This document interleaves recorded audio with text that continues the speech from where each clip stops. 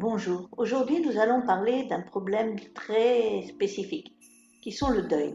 Chez un enfant, la perte d'une personne proche cause beaucoup plus de dégâts que chez les adultes, car contrairement à l'adulte, les proches sont biologiquement indispensables à l'enfant.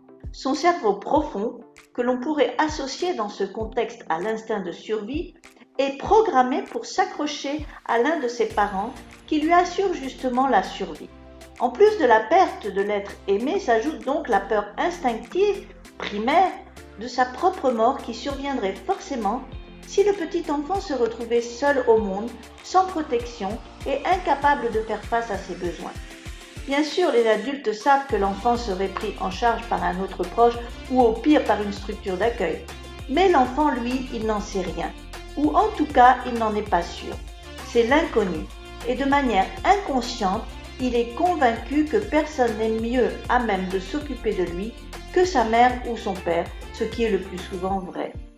Alors, au niveau de son inconscient, c'est la panique. Dans le cas d'une perte anticipée, c'est-à-dire lorsqu'il y a eu maladie ou âge avancé, ce peut être le cas par exemple des grands-parents, le thérapeute pourra aider votre enfant à accepter et appréhender cette épreuve dans les meilleures conditions. Dans le cas d'une perte brutale comme un accident violent, un meurtre ou une catastrophe naturelle, ou même un attentat, il convient de ne pas laisser se mettre en place dans le futur un état post-traumatique.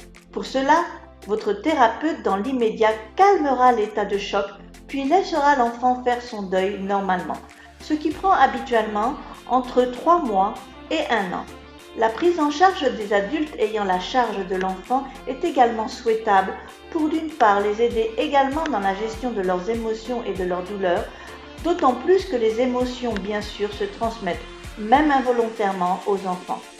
Ne dit-on pas que les enfants sont comme des éponges qui absorbent tout? Puis, pour leur permettre également de gérer au mieux les émotions et les douleurs de l'enfant. Quoi qu'il en soit, ne laissez jamais un enfant seul face à un deuil le touchant de près, car les conséquences sur son avenir pourraient être nombreuses et difficiles à gérer. Si vous êtes concerné par ce sujet, n'hésitez surtout pas à nous contacter. Nous répondrons toujours à vos questions dans la bienveillance. Et bien sûr, restez toujours connectés pour toujours plus d'infos à nos réseaux sociaux. À bientôt!